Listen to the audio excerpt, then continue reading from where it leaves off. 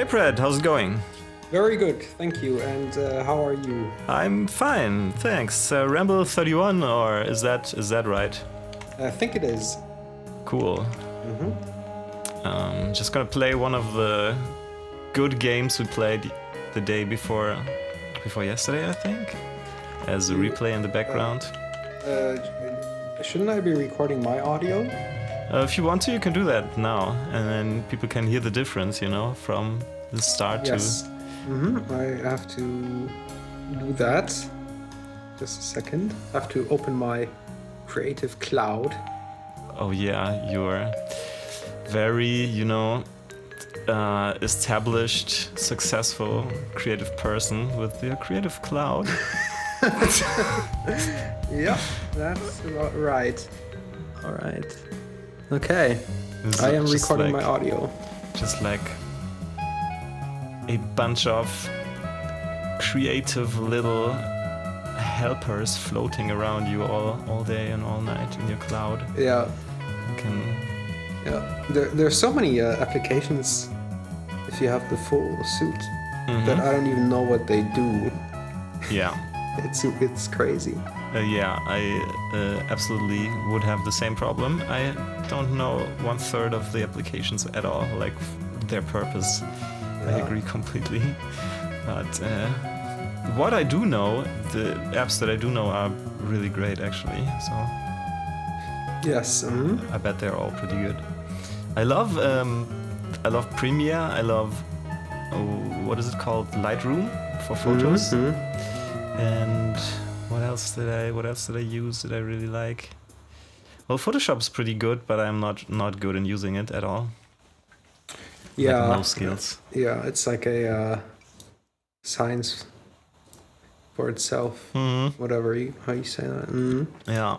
Do you use Audition for your audio now?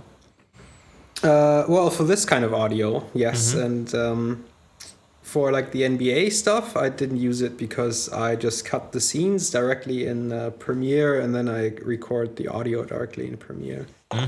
Because you're doing it with Audition just for like a compressor. I see. Yeah. It would be too much work for me. Yeah. Yeah. Well, what did I want to say? Oh yeah, you gave me all the files for the Season 3 NBA video, and I might finish it today, maybe tomorrow. Yes, and then the video should go up. So yeah, it's basically not that much. I mean, you have to do the intro and the history part, and then you can actually do whatever you want. But it's not like last time where I just gave you the audio files and then some raw in-game footage. It's all the parts are completely rendered and finished. Yeah, it's not that much work for me actually, and the work that I do have with it, I hope will be fun. So, we actually but I don't know if that's not a good place here to talk about this. The problems that will come if we continue on with this safe game in NBA 2K. Yes, 15. The problems are already there. I haven't addressed those problems like in this season. Yeah. But I already saw the problems while recording. For example, now you have like rookie of the year and sixth man of the year, and they're like computer generated rookies. So that wouldn't be a problem, right? Because that's just how it's going to be. Like in 10 years, you won't have any real players left, or like half of them will be retired. Yeah. But the problem is the rookies. You have like an inflation of ratings at some point. So, for example, like the team Jordan is on now, like almost over half of the team are in their 80s rating wise. Okay, yeah. And now you will have teams where a lot of players are in their 80s and 90s. So basically, there is no place for real superstars anymore. That's one thing that sucks. And the other thing is the contracts that players get in the game are not tied to their performance, but they're tied to their rating. And the NBA has a salary cap, so each team can only spend a certain amount of dollars for the whole team salaries.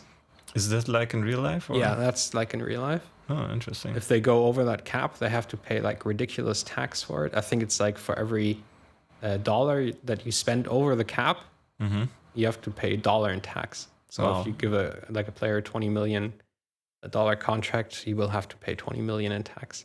I see. That's crazy. Yeah, that's pretty good actually. I think good for creating a level playing field. But it does have some workarounds. For example, if you look at the Cleveland Cavaliers now, which they collected like 3 of the best players in the league, and they just agreed to, okay, we will just take lower wage, you know, and so they don't go above the salary cap, and now they're like dominating. They're not, but they should be. I understand. So that's so there's teams that kind of game that system. Yes, and a lot of big market teams like the LA Lakers, for example. When Kobe Bryant he's still playing there now, but I think he's retiring at the end of the season. Well, what they did, they were like, okay, we make so much money, we don't really care if we have to pay the tax or not. Okay. And other teams like Milwaukee, for example, they can't afford that, so they are at a disadvantage. I see. But what I wanted to say is, so the teams will fail to be able to pay the contracts in NBA. So the star players or the good players, they won't get any renewed contracts. So they will go to free agency. That's like a pool of players that don't have a contract, you know? And they will just stay there because no team can afford them. So this will happen like in 1 or 2 seasons. You will have like the best players of the league, maybe even Jordan, just staying in free agency because no team can afford them anymore. Well, okay. So that's going to be that's like a really big problem. Sounds like a problem, yeah. If the whole thing on which this series bases on, Jordan participating, is not going to work, maybe, you know, if he's maybe not even playing, that's a problem, I would say. Yeah, I mean, that is something I could change because I'm still able to change individual contracts. Okay. Like how much money they get. So that's not the biggest problem. That would just be like really tedious for me. But what I kind of did, like my big mistake was you have like 2 options to start the season. You can either do it in franchise mode or just season mode. And in season mode, you can just, you know, quit. I could I'm the coach or the manager of my team, but I could just quit and go to another team. Okay. You know, for example, I could quit and go to the 76ers and then change all the coaching settings so it would be more realistic and stuff like that.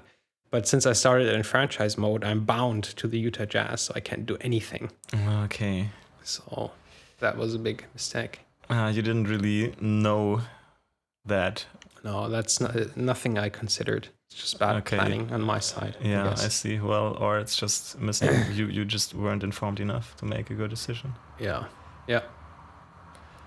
So that's those are some of the problems. Yeah. Well, yeah, we can ask the NBA crowd what it wants to have, basically, how it wants to deal with this problem. Yeah. And then can make a decision. Yeah, and another problem is like the rating system in itself is not very good for this kind of project because a lot of players have like a rating that's in the 90s, so they will always be as good as Jordan, just from the rating, you know. Okay, yeah. But then the problem is like the game, how it comes out of the box. For example, if you have Kevin Durant, who's like a really good player playing for Oklahoma, he's probably the best player in the game. Well, one of the best players. And because all the plays that the AI coach runs for Oklahoma are completely suited to Kevin Durant, he will always be at a greater advantage as somebody as Michael Jordan, who I just put on a team and they don't have any plays that they can run for Jordan. Okay. He doesn't really fit into the team, you know? That makes sense, yeah. Yeah. That is something I could change if I was not doing it in franchise mode. But it kind of sucks because you can already predict that Michael Jordan will not be the greatest of all time again. Just because of those things. Yeah. So a reboot of the series would probably be the most efficient thing. Yes. That would be the best thing. Or we could do a reboot. That's what my plan was, like, do a reboot with Jordan. Or maybe people are tired of Jordan and they want to see, I don't know, Shaquille O'Neal, for example, or Larry Bird, or Magic Johnson. Oh, yeah. Or Hakeem Olajuwon, those kind of things. Yeah, I see. Well, I don't know if Jordan has any real concurrent. What is it called? Competition, maybe? Mm-hmm. Yeah, in being interesting, you know, for that kind of thing, for the broad masses. Yeah. I think he's kind of the legend. Yeah, especially not for this kind of series. Yeah. You know, if you would do like one video and you would just simulate the whole career of a player, that would be okay, maybe. That's maybe actually a pretty good idea. Yeah, that is a good idea. Yeah, but it would be without game commentary then, you know, that's... Yeah, because you can't... Well, or you could maybe just take one game out of the whole career. I don't know. Yeah. Yeah, it would be really awesome if you could have more than one save game per career. Because then I could just save every season, maybe, you know? And then when I simulate through a whole season, you know, you could like maybe see, okay, that was like the biggest game of his career. And then I could go back and load that save and then do game commentary on that game. Yeah, yeah. But it's really hard, like in foresight, whatever you call that, to say, okay, this is going to be a really important game, so I'm going to comment. Yeah. Do commentary on that. Impossible, virtually impossible, right? Yeah. You just it's just a lucky guess if it's going to be good or not. You don't know. Yeah, I mean, you could always take like game 7 of the finals or something. But yeah, it's hard to predict. Some limitations have opened up that aren't really making the series very easy, I guess. But we'll deal with it. Yeah. So I heard you have a problem that I feel deep sympathy for, which is you wanted to play through Dark Souls 2 before you buy DS3 or respectively it comes out or whatever, and you set up your operating system brand new, and you didn't back up the DS2 save because you thought it was a cloud save and now it's gone. Yeah, that's terrible. Yeah. And it's funny because you don't know the whole story about that, because I started backing up saves before doing my machine. Yeah. And I had like a memory stick and it only had like 2 gigabytes. And I wanted to save like The Witcher, you know, just in case. The Witcher and Dark Souls and NBA, of course, and Stardew Valley and stuff like that. But then some of those save games are huge. And all the stuff I wanted to back up didn't fit on the stick. So I was like, okay, I got to get rid of some save games. And then I was like, okay, Dark Souls must be a cloud game. You didn't really check it, right? I didn't check it. So I just backed up NBA because that was like really, really important. Yeah, and I lost it all. That sucks so bad, dude. Yeah. I mean, it was like, I spent like 53 hours in the game. So it's not that bad. Yeah, well... But you know, it's one of those games where I really fought to the place where I am now. It's not, you know, because it's like, for me, it's a hard game. I'm not Sunesha who, you know, has played through it like 5 times or something. You're talking about DS2. He has played through only once, I think, but yeah. Yeah, but you know what I mean? Like, you know, when you have people who play it through it more than once with like different builds. Yeah, of course, yeah. So it was like my only character, and I was like halfway through the game, and sad. Yeah, it's super sad. I don't see you starting. Well, maybe, I don't know. Would you? Is there a possibility that you would start a new game? Well, I started one yesterday.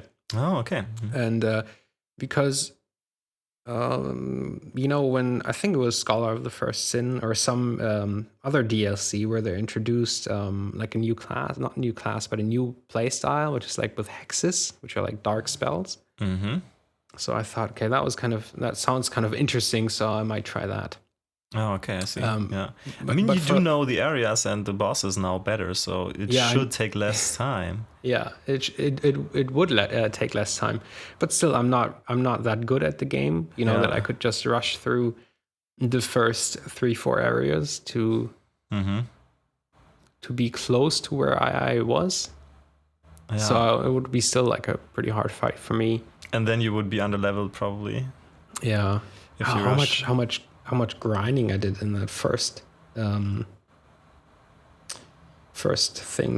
save game, just because, you know, sometimes when you can't beat something or it's too hard, you know, you go back and farm an old area to get some more souls and then level up.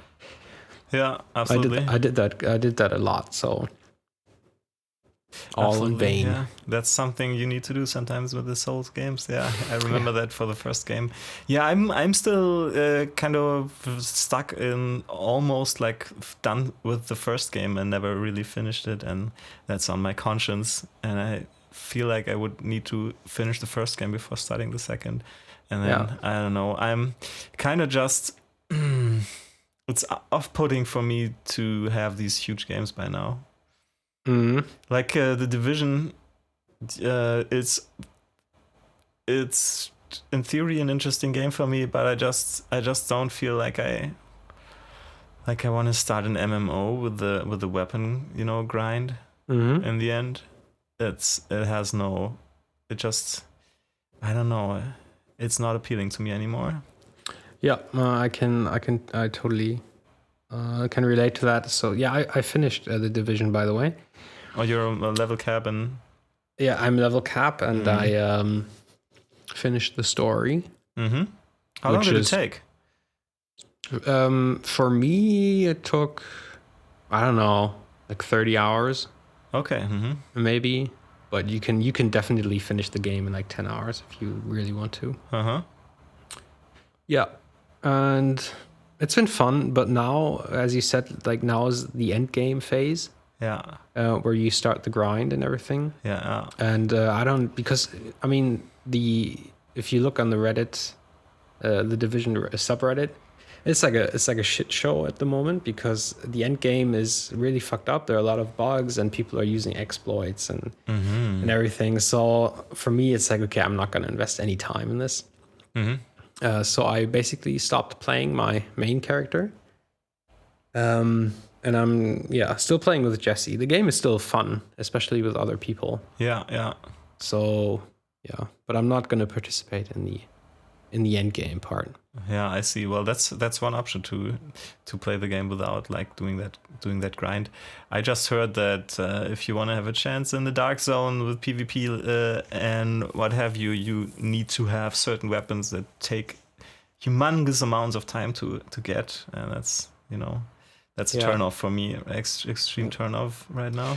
Yeah, and especially because they have like it's basically like vanilla Diablo 3 now, the end game. Okay, I see. Yeah. So that's how it is. So you get a shit ton of drops. You know, everything's fine, but they all suck. And maybe one is okay. But you know, you have like the option to re-roll stats for money, right? Yeah. Or craft certain items, and then people start farming materials to craft these items, and they craft like 40 of them, and none of them are good. And that's just something I don't want to do. No. I don't want to do. And a lot of people are complaining about this. You know, they were like, well, we had this with Diablo 3 and it sucked really bad, and now Diablo is doing it right. Why aren't you just copying what Diablo is doing? You know, that would be perfect. Which would be my opinion too. Sounds reasonable. Yeah, but if they don't, you know, if they don't change that or if it doesn't get better, I'm not gonna participate in that end game part. Yeah. At all. Yeah, well, that's probably the most sensible thing to do, actually. Yeah. Yeah, it's weird that developers actually make the same mistakes over and over again. It's really weird if you think about it. Yeah. Yeah. I mean, we're not in the age where all of this stuff is brand new. Has been in the players' hands and minds and controllers for a decade now. These MMO things, you know. Yeah. And still, people do make the same mistakes over and over again. It's really weird. Yeah. Another thing is like, they have like a couple of exploits going. Not really exploits, but some bad game design that makes some things like really easy. For example, you could, you have like the same item hierarchy. So you have like yellow items, not yellow, green items are magic, blue is rare, purple is epic, and then you have yellow, which is like legendary. I see, Same as World of Warcraft. And basically, when you get 30, you would have to run the missions, and then at the end of each mission, the boss drops like 1 purple, right? And that would be your game progression. So you go through the missions, and sometimes you get a lucky purple drop from something else, but mostly it's like the bosses. And they have like a second currency in game, which is a little like those emblems in World of Warcraft. Where you could go to the boss drops like 3 emblems, and then you could go to like a vendor and buy a piece of gear for that. I remember that. They have that too, right? But there was this one exploit. It was just like a random rare boss, that was spawning right outside one of the safe houses. So like in the PvE world. Yeah. And he had like some normal people with him. So it was like him and then like 3 or 4 normal mobs. What you could basically do is you would run outside the safe house, kill the guy, just the guy, not his companions. He would drop 3 purple items. Then you could just go back into the house, go back outside the house, and he would be there again with his mob. So you could kill him again and get 3 purple items. So basically, if you would do this for like 4 hours, you would be completely decked out in purples and would have a lot of these emblems. And that is something. Yeah, and you can do that alone, just or you can just do that alone. It's like 1 kill takes 4 seconds. Oh wow, okay. It's ridiculous. And if people are not on Reddit or not on whatever other forums, they didn't know about this, so they were like playing missions for half an hour to get 1 purple, while other people are decked out in full purples in the same amount of time. Wow. Okay. Yeah. And those things like kind of ruin the game a little bit. Yeah. Yeah. Absolutely. It sounds like it's a problem that should have been detected, known about earlier. Yeah. To me. Yeah. It's kind of it's weird. Yeah. It's always the same. I don't know. We were playing a game once together where something like this happened. And it was really disheartening because, if you have a component where you still compete with other people, with other people, and then some people, use an exploit and get really good, and then you have to compete with those people. You remember what game you're talking about? No, but I remember playing a game. I remember complaining about this before. Yeah. I don't remember though. It's also, well, I wouldn't say that I would never use these exploits, but it's kind of weird in a multiplayer game to get yourself an unfair advantage over the other players. Yeah. I don't know. And then feel good about yourself. It's kind of contradicting, Yeah. In a way. Yeah, it's like cheating in a game. You just you think it's really cool to be overpowered in a game or to be really strong in a game. And then you are really strong in the game, and then it gets boring really fast. Yeah. Because like the fun part of the game is getting there, it's like getting really strong and not being really strong. In my opinion, at least. Absolutely. Yeah. I was just thinking of something completely unrelated. Did you read that, for example, Xbox has this plan for modular hardware upgrades? No, for the console? No. So that you're not really waiting for the next console generation, but you will have incremental hardware updates, maybe. And I remembered that I think that's at least 1.5, maybe 2 years ago, I heard someone say that just like on when the current generation basically was in stores. So very early on, someone predicted that exact same thing, and that kind of blows my mind right now. Do you remember Tom Merritt of Yes. the Daily Tech News Show? I think is his podcast. Yeah, that guy said that exact same thing in a prognosis. Oh, that's crazy. Yeah, right. Yeah, that's pretty good. Yeah. I don't know what to think of that, and it's not really a topic I've read into, but I just kind of right now this connection came to me, and it kind of blew my mind that he predicted that thing. But anyways, yeah. While you're saying that, did you read about the PlayStation 4.5? No, but isn't that like a similar idea? Probably. Yeah, it's a little bit like the 3DS and the new 3DS. So basically, they want to release a new PlayStation 4 this holiday season. Yeah, which with much better performance that can run on like 4K movie screens. So it wouldn't blow up the resolution to 1080p like it's now. Is it 1080? Yeah, it's 1080, right? 1080, yeah, 1080p now, but it could blow it up to 4K. Yeah, I see. Yeah. And one thing I don't like about this, same with the new 3DS, I think it's kind of a dumb idea because you're like splitting the community a bit, especially when you start releasing games that only run on one of those. Absolutely, yeah. That's like the big contrapoint for me. Absolutely. Yeah. Yeah, it's like with the 3DS because I have the new 3DS and it has like this little second stick. Yeah. Right, you know this rubber stick button. Yeah, it doesn't work that well, but it's like a second stick. Yeah, definitely. And I heard like if you really want to play well at Smash Brothers, you would need that stick. So basically, everybody who has the new 3DS. Can play much better than people with the old 3DS. Oh, I can imagine, yeah. And that's like really stupid for like a competitive multiplayer game. I also heard that they just released the game saying that it would run fine on the old 3DS as well as the new one, and it dropped to like 10 frames all the time on the old 3DS, which is I think something that you probably can't even avoid if you have these hardware upgrades, and that's like the big point against it. Just exactly what you said. The company will release most games for both platforms, but they will only work on the newer one or work the way they are intended to work on the newer hardware. Yeah. So that's not really. Yeah. I don't know. That's not good at all. Yeah, and if you read the different specs from the 3DS and the new 3DS, they're actually pretty huge, like in terms of performance. Yeah.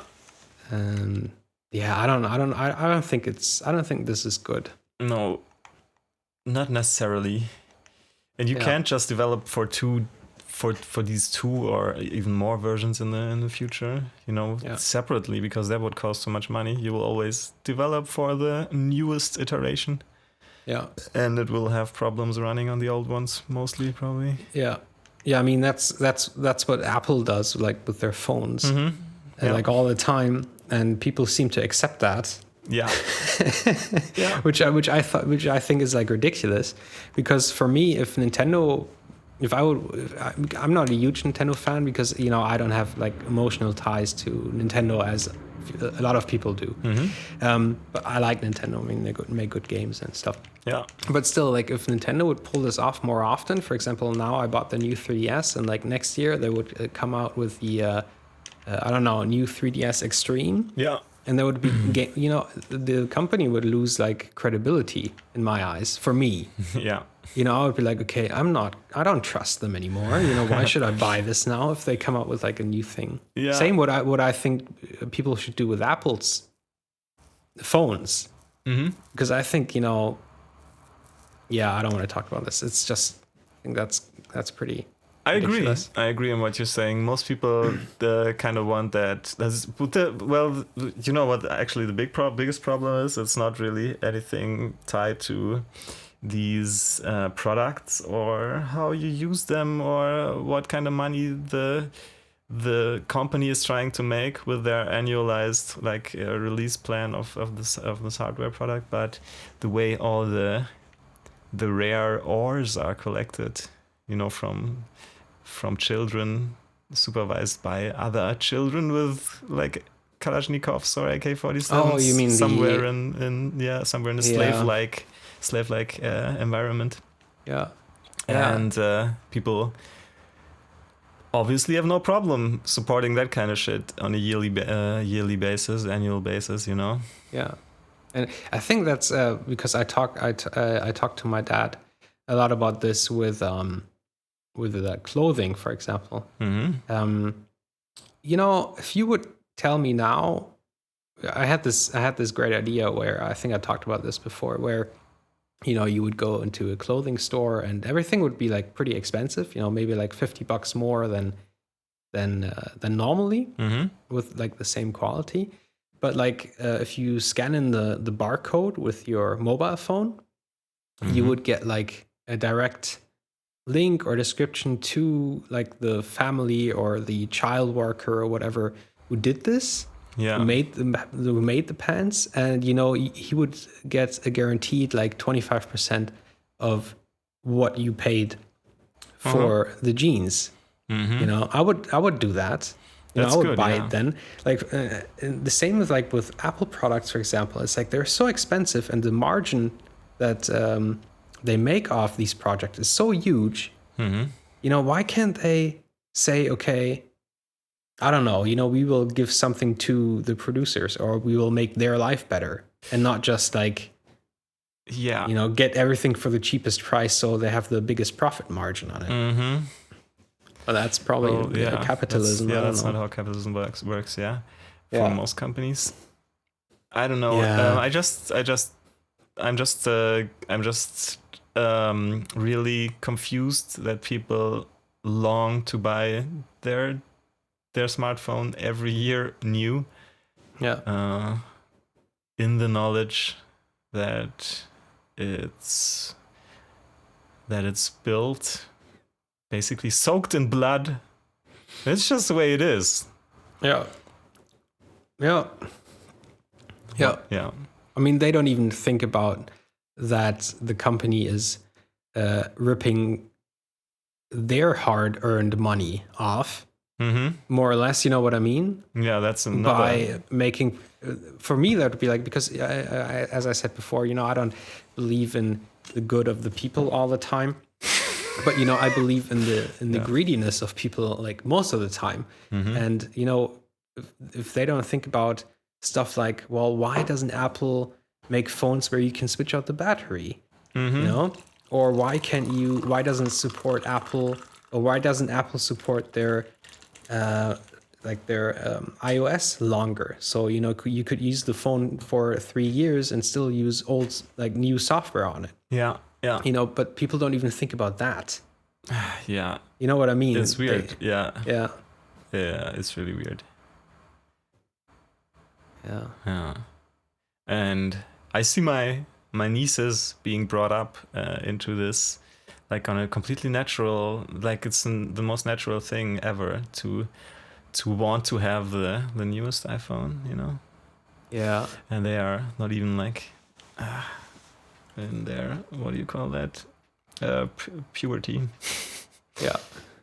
So I don't know. It's really we live in a pretty materialistic world where materialism has a lot of consequences that aren't really considered by most people. Yeah. Nobody really thinks about that stuff. Yeah. And I'm totally not completely innocent in all that shit. That's not what I'm saying, but. Oh yeah, that's like a really long debate. Yeah. Yeah.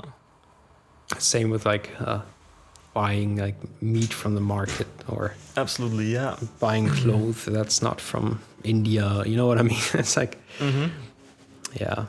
I've had that debate with my girlfriend so many times.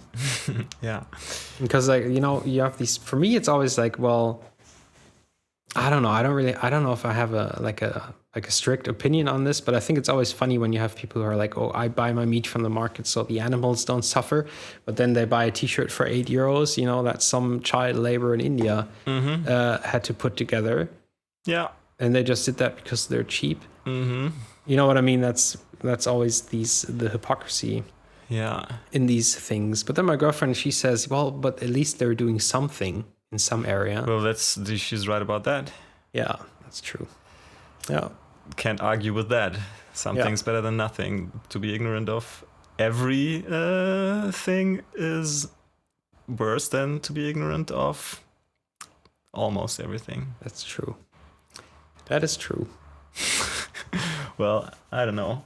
I like to buy clothing used, by the way, because I can't basically afford new stuff. Yeah. And if I would be able to afford new stuff, it would be crap and made by children who don't get any money. Yeah. So I like to buy that shit used. Yeah, especially like pants and stuff. It's crazy because I wear like the same brand and the same pants, jeans all the time, which is like a Levi jeans with some weird number that I don't remember. Well, and if you buy them new, you know, you buy them for like €80 or something. But I got the last pair I got them used for €20, and they look like new. Yeah. I think the 3 pairs of jeans that I own and wear right now, I own a couple more, but they don't fit really anymore or stuff like that. Are all bought used and all for about like 20 euros. So that's totally something you can get for that kind of money if you're looking out for it. Yeah, definitely. Yeah, I'm definitely gonna. I bought like a cardigan like last week. Nice. Yeah, because I thought like a cardigan, because if you buy like a sweater, you know, you can wear that sweater and it always looks like the sweater. But if you buy a cardigan, you can wear different T-shirts under the cardigan, and you will always have like a new look. Yeah, that's true. Well, I'm a fan of cardigans, definitely. Yeah. Seeing them on other people, definitely. But not on you. I never wore one, so I don't know. But I think it's a cool looking thing actually. Till a buddy of ours always wore cardigans, right? Oh yes, I remember. Yeah, I loved the look on him, and I'm sure it will suit you very well. It might suit me very well. I never thought about buying one. I think.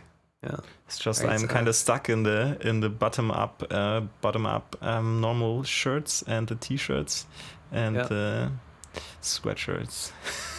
Yeah, it's like something in between that I never thought about buying. Yeah, I have that one hoodie, that dark blue one that I always wear, and it's still my favorite sweater.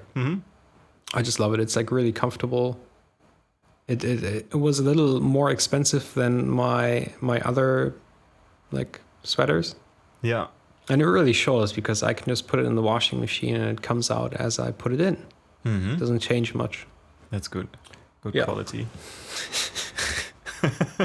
Great topic. Yeah, no, I like that. That's a sign of quality, and that you're doing the laundry right also. Which isn't super easy. Yeah, it isn't. Well, but it's not very good rocket at science, but it's not really very easy to. I think I was way too hot for most of my adult life. Yeah, for example. Yeah, there's still this rumor going on in my family that won't die, that I watch all my laundry at 90 degrees. Yeah. Because I did it once by accident, and now I do it all the time, of course. Oh, I see. Okay. Well, that's logic. Yeah. You know, I've played games, by the way. Yeah, me too. Old ones. Can talk about the games that I played for a couple minutes each. I played I Am Alive. Did you ever hear about this game? Yes, I watched a let's play of it, at least the first 5-6 episodes. Oh, when and where did your interest come from? My interest came from a stream, and I really liked the look of it. It's like that survival story-based little parkour. Yeah, exactly that. Yeah. Like the nice. Is it black and white? It's Or like not really. it might right? as well be, I think. Yeah. Yeah. It's a little grayish, reddish, black white thing. Not colors. Not really colors at all in there. Yeah. Yeah. And then I started watching a Let's Play of it, but I hardly remember anything. Oh, okay. Well, it's a pretty interesting game. I think it was in basically development hell because it should have been AAA big game. Mm-hmm. I don't even know which dev and which verlag, what do you call it, publisher, but pretty huge project. And then at some point they realized it's not gonna be what we planned it should be or what we thought it should be. Mm-hmm. So we're making this a downloadable title for $20 instead of like a big €60 on shelves in store game. Mm-hmm. And it's basically unfinished. Oh, how long was it? I played for 6 hours, but it's shorter actually. So I would guess 4 hours. And you're in this narrative that is kind of interesting and makes sense, and everything is interesting. And then at some point it just stops. You're having like a story arc that seems like an optional quest, nebenquest, like a what is it in English? Side quest. Side quest, yeah. I'm sorry, my bad English right now. And then after you finish that, you think, okay, now I'm gonna look for my family, which is the overarching story arc, and then you just don't. Then it's just finished. Okay, is that like? There's like a little wrap up that is a minute long. That kind of works, but it's clear that the game was supposed to be hours and hours longer. Okay. And they just made the decision to not not finish it, basically. Oh, that's crazy. It's like an unfinished game. Mm-hmm. Yeah, and it's good at it's really good at what it does. I think I really enjoyed playing, and I'm thinking about playing it on the channel even at some point, but. It's really it was so interesting to me that this game was basically unfinished and completely like not done. Yeah. Never played something like that in this capacity. No, that's good. That's one game that I played. Then I played Metro 2033. You once gifted this game to me when it was on sale because the Redux. Yeah, exactly. Yeah, I played through Last Light on this channel and decided I wanted to do 2033 too because I fell in love with Last Light. Although my Let's Play I think is really not a good representation of the qualities of the game because I'm just not really good at playing it. Having trouble finding my way all the time and being kind of frustrated by my bad orientation very often. And I decided to play 2033 now off camera, get a feel for it, and get to know the levels, try myself in a little stealth because that's actually a very good viable tactic in this game. Oh really? I didn't know that. I thought it was just it's crazy shooter. You can play that as a really nicely done stealth game in which the stealth feels very natural also and works. And I didn't do that at all in Last Light, but I'm training right now, and it's really fun to play it that way. And cool. I plan to play it on the channel probably in a very hard difficulty, and if I really don't make any progress, I'm just gonna turn it down. And see how that goes. But you're planning on doing a Let's Play of that. To kind of redeem myself for the Metro, Light. For the Metro franchise, or redeem the Metro franchise. And also Jane Gump would be interesting in seeing it. So I would have like one viewer, which is cool. Yeah, you could upload the whole series in one day, and he would be finished in shortly after. That's true, yeah. I don't think he listens to this. If he does, he could post a comment, but I don't think that's his deal. No. I think he's interested in the games. Yeah. Yeah, that's what I played this week. Additionally to Rocket League.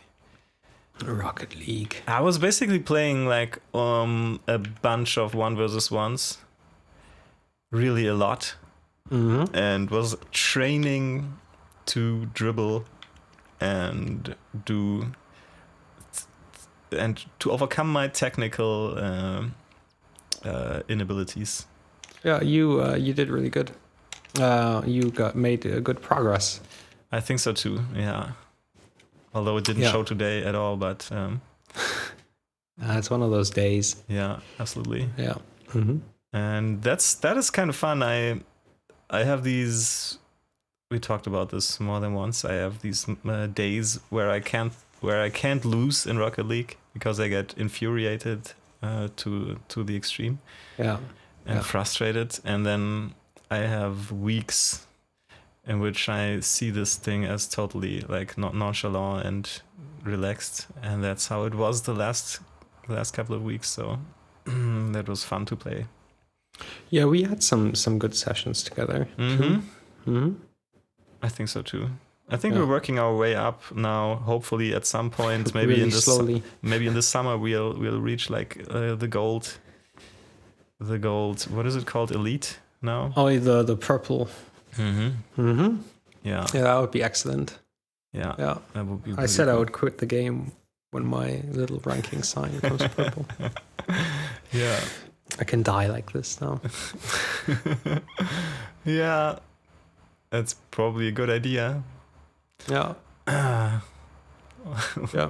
Well, do you want to talk about anything else? So I bought a couple of DS games, 3DS games. 3 I bought over the eStore. I got Cave Story. Oh, nice.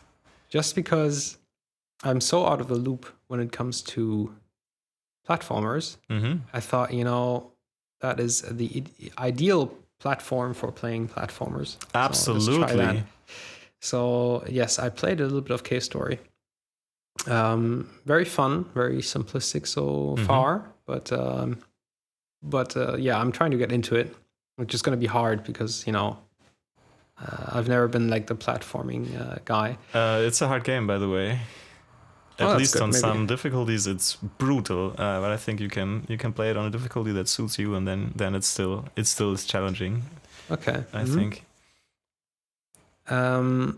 Yes, and I bought the Phoenix Wright trilogy, which are like the first 3 DS games.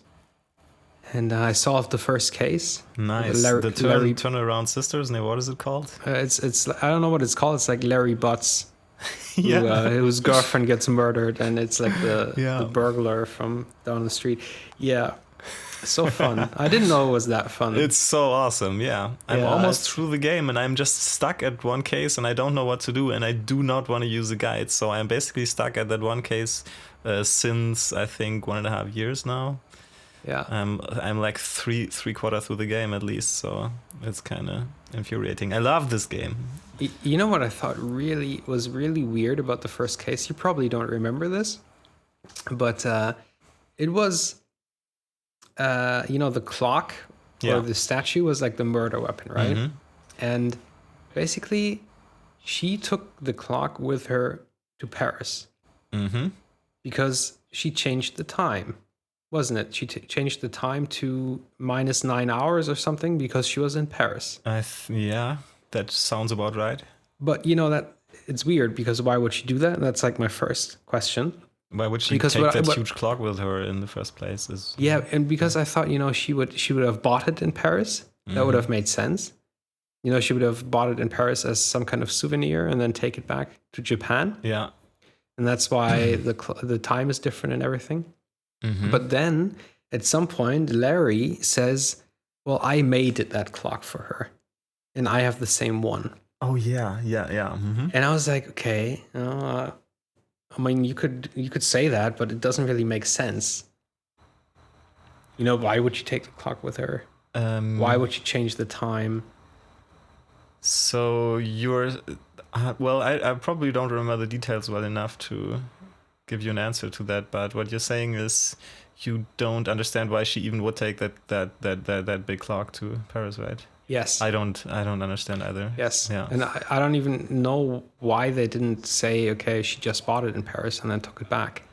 Yeah. You know, why did they have to say, okay, he made the clock for her? Maybe there's something in the next case actually that maybe even explains that, or something like that. Yeah. Or you talk to people between cases sometimes too. So, but from what I remember, there's this love story that kind of comes as a twist, you know, in this thing, and that's probably maybe the explanation. Just like you said, you made it for her. I don't know. But it's really too long. I can't remember, so I have no answer for that, unfortunately. Yeah, but it was really fun. I really enjoyed it. And the other game I bought is Shin Megami Tensei, whatever you call it, 4. Oh, so another crazy grind JRPG. Yes, that was what I thought. Because I was like, well, because I have Xenoblade Chronicles, which is already like a huge JRPG. Yeah. And then because I had $30 left on my account, and I thought like, okay, you know, what could I buy? How do I get the most value for my money, like gameplay wise? And I read up on some reviews, and everybody was like, well, it's an awesome game. You can't go wrong with it. And so I watched some videos, and it's not a random encounter game. It's like the Persona game. So, you know, you have the enemies in the 3D level, and you can dodge them. I see, yeah. Or you can hit them first, and then you get like your special attack or whatever. So I was laying in bed yesterday, and I was like, okay, well, I'm just going to try it, you know, see how it is. So I tried it, and to be honest, I couldn't put my 3DS down anymore. Wow. Yes, I played for like 3 hours. Yes, and that's why I didn't go to my sports thing today, because I played until like 2 in. I see. Yes, the game, the story really caught me. How do you say caught me? I don't know. You know, it really sucked me in. And so did the atmosphere, like the music and the atmosphere. I really like it. It's really cool. Nice. The graphics are awesome for the 3DS. And the whole design of the game with the demons, you have like 300 different demons that you can like convince to fight for you, and you can like collect them a little bit like Pokemon. It has like, it's not too complex, but it's complex enough to keep my interest. I don't know. I'm really digging it. It's really fun. Sounds cool. It's a really cool game. So the demon encounter system is comparable to Persona 2?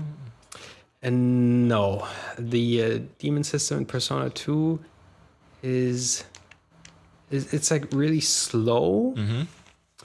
And well, it is comparable, but I don't really know what makes 4 so much better. It's just, it's not like, because in Persona 2, it's like you have to talk to the demons, and then you have to befriend them, and then when you befriend them, you get like cards from them, and with those cards, you can later on fuse a new persona.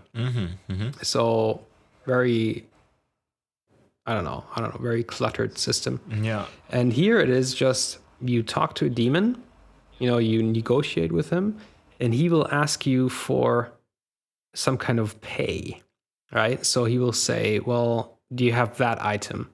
Yeah. And if you have that item, you can give it to him, and then it's up to the demon to say, okay, now I'll join you, or he will say, no, I want more. You know, you have like you can like barter with him. Okay. And it's not like an sounds interesting. Yeah, it's kind of cool. And then you get them directly into your party, and they will fight for you, and you can level them up. And it's really cool because when you level them up and they get a new skill, you can decide if you want to learn that skill from that demon, and then you can put it in your own repertoire. So yeah, that's pretty interesting too. Yeah, and the story is really interesting too, because you start off like you're accompanying your friend to the city, to like the big capital, because there's some ritual going on where you can like become a samurai. And in order to become a samurai, you have to put on this electronic bracelet, which is like a Fallout Pip-Boy. And if the bracelet accepts you, you become a samurai. And it's like really rare that people get accepted. So basically, you just accompany him, and he's like, "Well, if I get selected, I will still be your friend." Blah blah. Of course, he doesn't get selected, and we kind of by accident get selected. And it's basically like you're like an old Japan, and that bracelet is actually like it's like a computer. It like talks to you. Okay. So it has like it's like an electronic device from the future, but I don't really know why. It's really weird. That's super weird. Yeah. Yeah, you're playing like an old ancient Japan, but I don't know if they found this device from aliens or something, but they kind of pray to that technology. Yeah, it's kind of cool. I kind of like that. Sounds cool, definitely. Yeah. Well, how old is this game? Is this like a re-release for actually? But it is an old game, or is it like a new game in the Shin Megami Tensei series? I don't know. Let me see. No, it is for the 3DS. Oh, okay. And it came out in October 2014 in Europe. I see. So it's not a remake. But it looks really good. It looks really good. It's almost like PS2 graphics. Nice. I think I must have like seen this game screenshots and the cover and whatnot. I'd forgotten about it, but sounds really cool. I was thinking the whole time, okay, this sounds super interesting for like an old Japanese JRPG that is years old, but if it's a new game, okay. Yeah. You know what? I'm just looking at a replay of a guy kicking my ass, and he plays really controlled and conservative, and really he knows what he's doing in the 1v1 thing. You know, I can definitely respect that. Yeah, I mean, it's the same when we play 2 against 2. If you have people who are like really good, you know, who do the crosses for their teammate all the time and play very very structured, you know, I can always say, oh, they're better than us, you know, we can lose. Some people are just so damn lucky in that game. Yeah. They're like hyperactive. The ball bounces everywhere, and eventually they get lucky and it bounces like into the goal. Yeah, absolutely true. Well, yeah, and then there's just in the 1v1 realm, you have to play a very certain play style that is not really something that I am good at. But I still enjoy momentarily. I enjoy this mode more than any other mode, except for playing together with you. Or with Sunesha or whoever, you know. Yeah. Just anyone who I know and is not a random player, basically. Yeah, I think I did this shadow play recording of somebody, or I think I recorded a replay or something in a standard 3 versus 3, where my teammate did something incredibly stupid, and I thought about uploading that and saying entitling it like 3 versus 3 with randoms in a nutshell, because it was just ridiculous. I think I was trying to shoot the ball at the goal or something, and he blocked it just to hit the ball or something else. It was completely ridiculous. Yeah, that's the shit that happens. Yeah. That's why I have trouble playing this for longer. Well, what is really frustrating to me the most is this notion of, we are 2 goals behind, let's forfeit, because there's no way in hell we gonna shoot 2 goals in the remaining 4 minutes. Yeah. So let's forfeit. Oh no, you don't want to forfeit. Okay, I'm now completely not playing. I'm just lying on my hood. Yeah. And rotate. Yeah. And I'm a mature human being. Yeah, that is because I mean we had that yesterday, right? Which is like again, it's pretty ridiculous. And I wish we could do something about it because, I mean, you notice something like that, and I wish we could do something to help the other guy, but we can't. Yeah. You know, if we lose on purpose, we will like. The other guy will have the same benefit. Yeah, that's true. That's true. It's just stupid.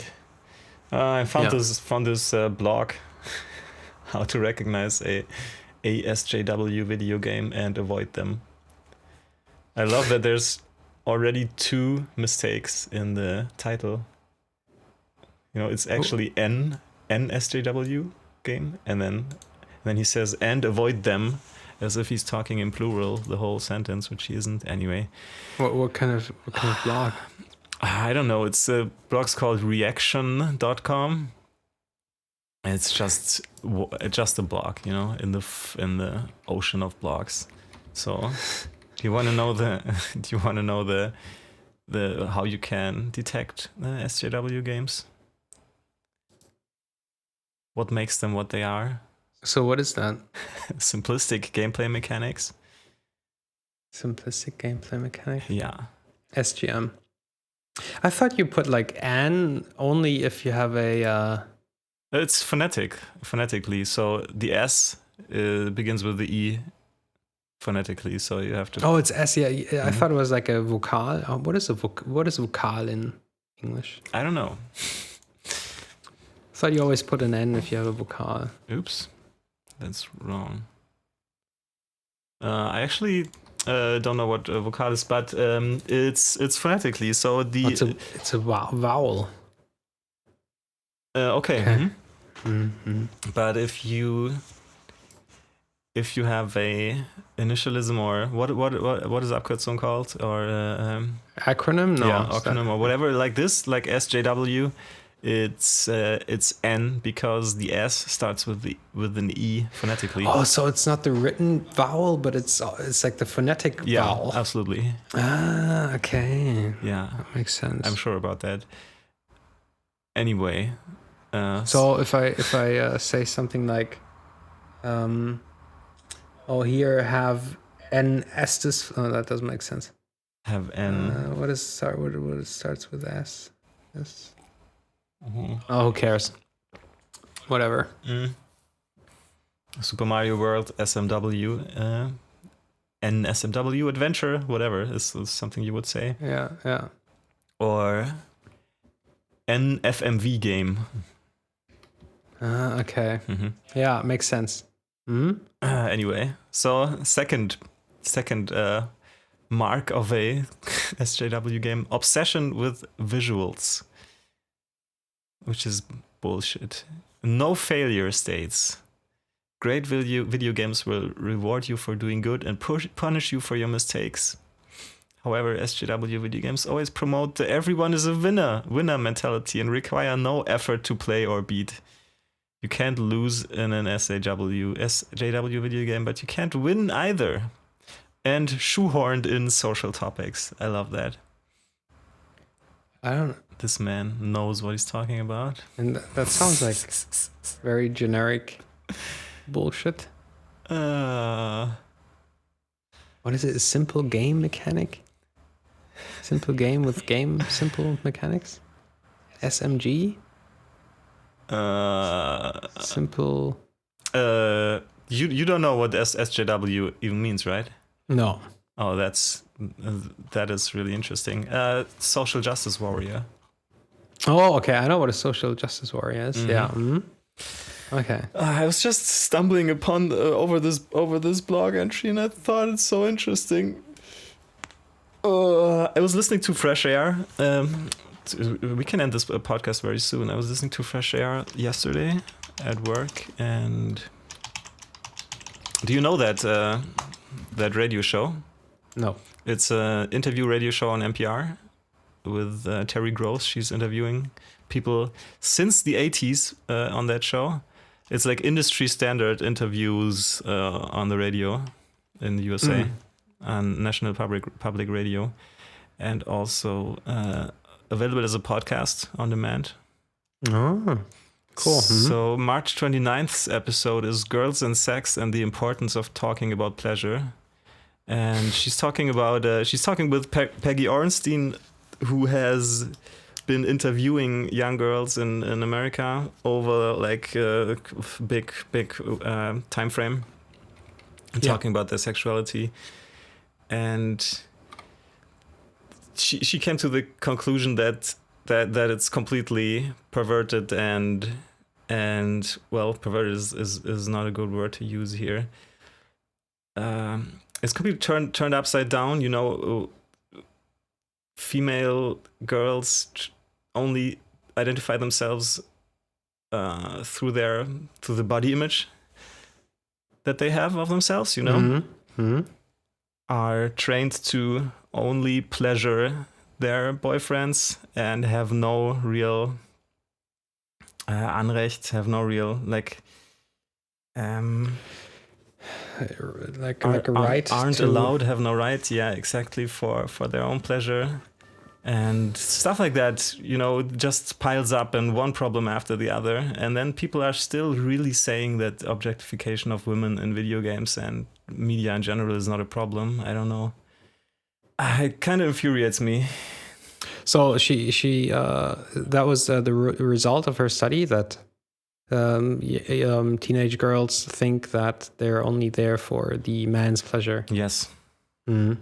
Yeah. Well, that's not the only result, but that is like one thing that crystallized out of her dialogues with the girls. Yeah. That it's really all just women are all objectified. The boys, like the girls say, it doesn't matter what they wear in school, when they get up and pick up a pencil that fell to the floor, guys are gonna woo and make comments. Doesn't matter what they wear. So it's just normalized to sexualize and objectify girls in US American culture. And then at the same time, all the guys playing the video games in which women are only objectified are saying, "Oh, you're making you're censoring our games without any reason." You know, it's just such a disconnect from reality. Yeah, but I still think that objectifying women is not caused by video games. It's caused somewhere else. Yeah, and what this woman is also saying is that in the Netherlands, for example, sex education is completely different to the US American model, and parents talk to their daughters completely differently. And that's like a completely healthy society in terms of young women's sexuality. So it definitely comes from education and parents. Yeah. And she's also saying that her generation is probably the one that dropped the ball, because their parents were mostly feminist and talking to their daughters about sexuality. And now it's only we talk about the risks and how to be safe, and not about anything else. And kind of like a broken like sexuality gets like swept under the carpet, you know. There are like every couple of months you will have a discussion on Reddit about sex education, and it's funny, or it's interesting, because a lot of people tell their personal stories how their sex education was. And it's like completely ridiculous sometimes when you have like the southern states, for example, where it's just reduced to, well, God doesn't want that. You know, God doesn't want you to have pleasure. It's only for making babies and whatever. And sometimes it's only for the STD awareness. You know, you will get sick if you don't do that. But it's like almost never about the pleasure aspect, and that's kind of sad. Because then the children have to rely on what they see in movies, and that's a thing. When the education would be there, or the normal approach of this topic in the society as a whole, and in a family, for example, as a like a little system. But obviously it's not there. So I mean, I know from my family that this topic is only like connected with shame. So we better not talk about it at all. And that leads to you developing like a really like not at all any connection to your own sexuality. And I had to work for that in order to become like a healthy sexual human being, you know, because society is basically trying to sweep it under the carpet, to not, because it's, I don't know why, it's really crazy. Yeah, it's that is really weird, because I was gonna say like because you said the Netherlands and whatever and stuff, because Europe like is not the holy grail of sex education. No. Because you know what I think is really weird, and this is gonna be a very how do you say that? It's gonna sound weird and a little perverted, but it's funny because like my sexual development started pretty early, right? So my self-pleasuring and everything, it started when I was like 11, 12. So that's when your puberty started. Yeah, basically. And like, especially with girls, that is like an age where sexuality in our Western culture, it's probably every other culture too, is like taboo, right? You don't associate girls or boys who are under the age of 16, 17 with sexuality. So the whole culture or the whole society is not even open to talking about that. Yeah. You know what I mean? So like 50 or like 12-year-olds start getting their first inspiration from, I don't know, pornography maybe, TV or somehow, from movies, and you know, nobody actually tells them what sexuality is about. You know, but they do. But when they're like 14, 15, 16, and then they already had their first impressions of sexuality, like the first 3 years. Yeah, I think that's. It's kind of weird. Yeah, that's true. Absolutely. Like lost in this sea of incoming hormones and emotions, and nobody to really guide you in any way. Yeah. Yeah. Because my first sexual experience was through pornography. And I was 12, I think. And before I had sex education, which was back in Germany, I think I was 15. Yeah, that starts pretty late, definitely. Yeah. Yeah. And I had sex education, and I've already had 2 sex partners before I had sex education in school. So, you know what I mean? So that's kind of weird, because like my sexual life was already more or less kind of established without me having any education. And I couldn't talk to my parents about it. Yeah. And you can't talk to your friends about it, because, you know, a lot of people, they go to puberty maybe 2 years later. And you can't really talk to any. And they're talking only bullshit anyway at that age. Anyway, people who didn't have sex pretend they had sex, and the other way around and whatnot.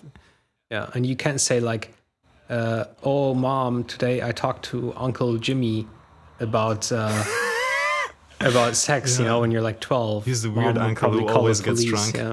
The occasions. Like he's always asking you to sit on his lap. Yeah. Yeah, maybe there should be some kind of, and even then, like my sex education in school when I was 14, 15 was about not getting pregnant. It was about not getting STDs, sick, and maybe I think I remember something like that, not getting pressured into sex when you're not ready for it. But it was never about, you know, it's okay to feel pleasure, or it's okay to demand that you have the same level of, you know, being able to, you know, fulfill yourself in your sex life. Yeah, it's never about that. Yeah, absolutely. And it's and also,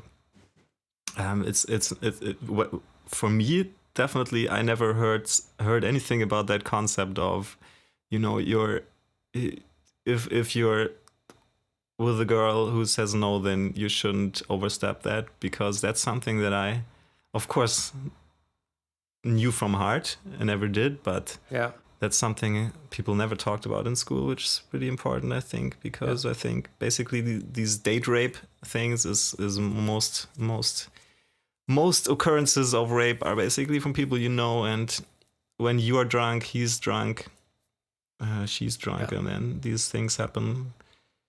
That's also a thing, you know, sexuality that she's talking about is always tied to drinking alcohol, but at the same time, that only leads to a catastrophe in most cases, which is pretty terrible, actually.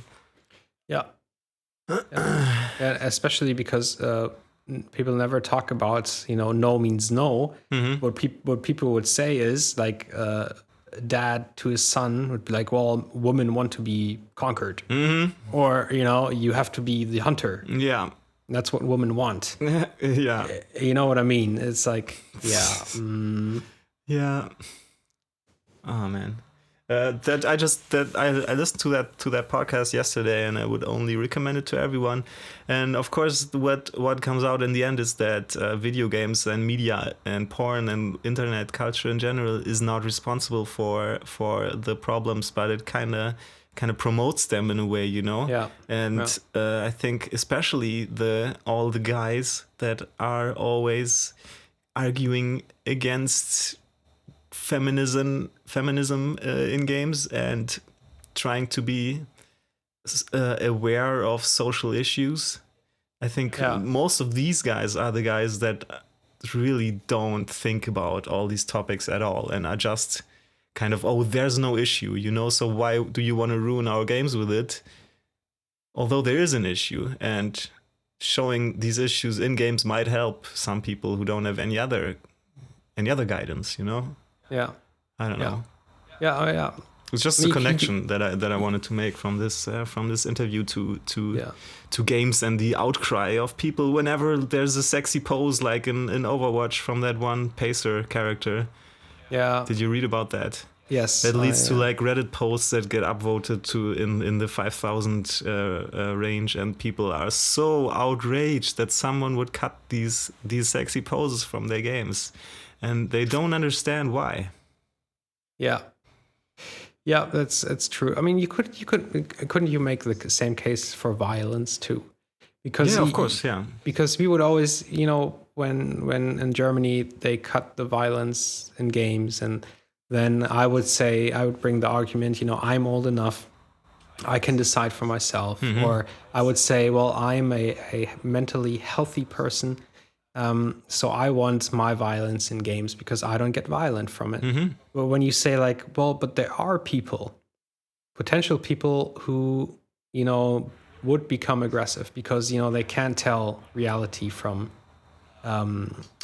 game, or they have like a mental health issue, and this promotes violence for them. But would you then say, okay, we have to cut out all the violence? No. Or would you say, well, okay, violence isn't the problem here. We have to go to the root cause. There has to be, like, you know, people, like, mental health disorders have to be not a taboo topic anymore, but have to be discussed openly. People should not be afraid to, you know, go to somebody and talk to them. Yeah, that's the core point that you're bringing up there. That's absolutely the core point, and that would be the solution to most problems. But I would also say that video games' obsession with violence, video game industry's obsession with violence, is unhealthy for people who have mental issues, and that's just something, you know, that is pretty obvious to me. I mean, if you're a violent person and you play video games all day that promote violence and let you get completely numb to violence, that won't help your mental state. Yeah. But that doesn't mean that you should put violence out of video games, and you shouldn't put sexuality out of video games. These guys that are crying out because Pacer's pose is being cut, they wouldn't touch like a game which deals with like male on male sexuality with a 10-foot pole, you know, because they would be grossed out. But the completely, characterless girl who's only in, I don't know, visually sexualized, that needs to stay in the game. But if you would put in the guys with their outlines of their dicks, Yeah, I know what you mean. that absolutely couldn't be, in the game, because that's just wrong. Yeah. You know what I mean? Yeah. That's I know what you mean. It's the same with they're like, like freedom of speech or whatever only counts when it's supporting your case. Yeah. And if it's not supporting your case, you don't care about freedom of speech. That kind of thing, right? Yeah. When people are talking about gays and I don't know, the newest Dragon Age game, and they would say, well, we don't want this in our game, or we wouldn't play this, or it's nasty or whatever. Yeah, exactly. Yeah, okay. Yeah, that's like the same. We talked about this last podcast, or like the one before, where I talked about having certain political opinions, and because certain political opinions are tied to like right-wing opinions, you couldn't have these political opinions, or people would tell you you're like right-wing guy. Right? It's like when I say, I think we should keep these kind of over stylized sexual characters in games because that's like freedom of speech and I believe in it, and I take part in this thing, then people would say, well, you're just one of those guys who hates gay people. You know what I mean? It's kind of hard. Yeah, I know what you mean. It's I want definitely a lot of sexy girls in my games. That's not what I'm saying, Yeah. I'm just saying there has to be an equality, and it can't be that protagonists in games are only 10% girls and 99.9% of them are sexualized. Yeah. That's the problem. It's just the numbers. Yeah, and it's like the same with violence, because the industry like knows their target group and they know what sells best. I hate that. You know what I mean? And that's why they make a lot of violent games, or you have 90% half-naked chicks running around. It gets, like, for me, it gets old very fast. But I guess absolutely, it's still enough for the large crowd of people. Yeah, the Call of Duty people. Yeah. I don't know. I just had to get that off my chest because I listened to that podcast and it was kind of terrible to listen to her. She's not like the woman who did these interviews and talked about that stuff didn't seem prudish at all. She said things like, when you're getting introduced to sexuality, you might find it better to try to approach that with a partner that you trust in like a 3 to 4 hour session, and not both get drunk and get it behind you because you think it's a burden and you want to have it behind you before you get to high school. So she's not a sexually prude person, but she's just saying that the approach to sexuality among young girls and boys in the US is totally broken. Yeah, I remember this school friend of mine from my young age. And we met again when we were like 21 or something. And we talked about sexuality when we grew up, because we didn't have very much to do with each other, but we had the like parallel sexual experience with other people. And she talked to me about how she had this best friend who I knew too. And they had all their sexual experience with each other because the guy's parents, they would work like the whole day. And after school, they would just go to his house and they would just be like naked in bed and trying different things when they were like 14, 15. Yeah. And I like up to this day, I have to think about this because I thought that was like a really awesome way to get introduced to sexuality. Oh, yeah. Because you have like two good friends who trust each other, no alcohol, no pressure. Yeah. And just trying out stuff. That's great. I agree. Yeah. Yeah. Well, yeah. I don't know. But you have to do other stuff, right? So we should stop here. Yeah, we can stop. Yeah. Well, then, thanks for watching, and see you again in 2 weeks, probably, or maybe 1, maybe 3. Who knows? Yes. Maybe 3. Yeah. My next week is gonna be a lot less worky. Okay.